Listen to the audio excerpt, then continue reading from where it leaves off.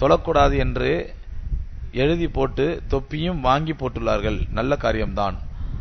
ஆனால் அதை வருடக்கணக்கில் துவைக்காமல் வைத்துள்ளனர். அதை போட்டு தலையில் தொழுதால் தொற்று நோய் வந்துவிடக்கூடாது என்பதற்காக அதை போடாமல் தொழலாமா? அதனால தாங்க பிளாஸ்டிக் தொப்பி வைக்கிறோம், உங்களுக்கு அழுக்கே படாம இருக்கிறதுக்கு. துவைக்கிற பேச்சே வராது. நான் என்ன கேட்கிறேன், ஒரு தொப்பியை பாக்கெட்ல மடிச்சு வச்சனால என்ன குறைஞ்சு போடுவது? நமக்கு ஒரு கர்ச்சீப் மடிச்சு வைக்கிறோம், ஒரு சீப்பு வைக்கிறோம், சில பேர் கண்ணாடியும் வைக்கிறோம்.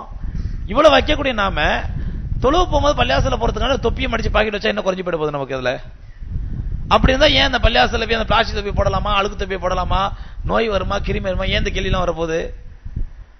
தொப்பி போடுறது ரசூலுல்லாஹி ஸல்லல்லாஹு அலைஹி வஸல்லம் சுன்னத்துங்க. ரெண்டு, அது மட்டுமல்ல, இன்னைக்கு தொப்பி போடுறது என்ன ஆகி போச்சு அப்படின்னு சொன்னா, அல்லாஹ் குர்ஆன்ல சொன்னான், வம்மா பி நிஅமத்தி ரப்பிக ஃபஹதீஸ். அல்லாஹ் உங்களுக்கு கொடுத்த நியாமத்தை பறைசாற்றுங்கள்.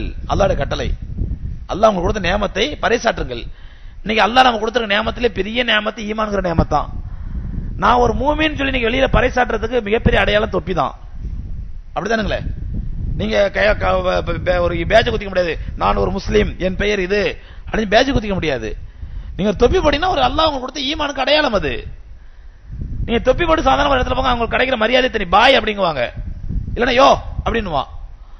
அப்ப அல்லாஹ் ரப்பல் ஆலமீன் ஈமான் மூலமா நமக்கு ஒரு அந்தஸ்து கண்ணியம் கொடுக்கும் பொழுது ஏன் அந்த கண்ணியத்தை நம்ம பாதுகாக்க கூடாது? நான் தொப்பி போடுறது ஃபர்லு, தொழும்போது தொப்பி போடாம தொழுக கூடும், இல்ல தொழுக கூடாது, தொப்பி போடாம யாராவது நம்ம தலையில தொப்பி கவுத்துங்க அப்படிலாம் சொல்ல வரல. கொஞ்சம் யோசிச்சு பாருங்க, தொப்பி போடாத கொஞ்சம் யோசிச்சு பாருங்க. அல்லாஹ் குர்ஆன்ல சொல்றான், வம்மா பி நிஅமத்தி ரப்பிக ஃபஹதீஸ். அல்லாஹ் உங்களுக்கு செஞ்ச நியாமத்தை பறைசாற்றுங்கள். அல்லாஹ் நம்ம கொடுத்த நியாமத்துல பெரிய நியாமத்து ஈமான்ங்கிற நியாமத்தான். அப்ப நம்ம ஒரு மூமின்ங்கிற உலகத்துக்கு பறைசாற்ற வேண்டாமா? நம்ம ஒரு முஸ்லீம் உலகத்துக்கு சொல்ல வேண்டாமா? நம்ம முஸ்லீம் நீங்க உலகத்துக்கு சொல்றதுக்கு ஒரே அடையாளம் தொப்பி தான். இல்ல சில தாடி வச்சா கூட, தாடி மட்டும் வச்சிட்டு போனா கூட முஸ்லீம் தெரியாது, தாடியோட தொப்பி வைங்க, அதனுடைய சங்கே தனி. அதனால தொப்பி போடுறதுங்கிறது ஈமானுடைய அடையாளமா இருக்கிறதுனால தொப்பி போடுற பழக்கத்தை உருவாக்கிங்க. ஆனா நம்மள்ட்ட என்ன போச்சுன்னா, தொப்பி போடுறதே என்ன பெரிய ஹராம் மாதிரியும், அது ஒரு பிதாத்து மாதிரியும், செய்யக்கூடாத பாவம் மாதிரியும். அப்படி யாராவது தொப்பி போட சொன்னா, தொப்பி போட சொல்றாரு இவரு, என்னாச்சு மக்காமலி திடீர்னு தொப்பி போட சொல்றாரு, அப்படி ஏன் அப்படின்னு தொப்பி மேல நமக்கு வெறுப்பு? அல்லாஹ் பாதுகாக்கணும்.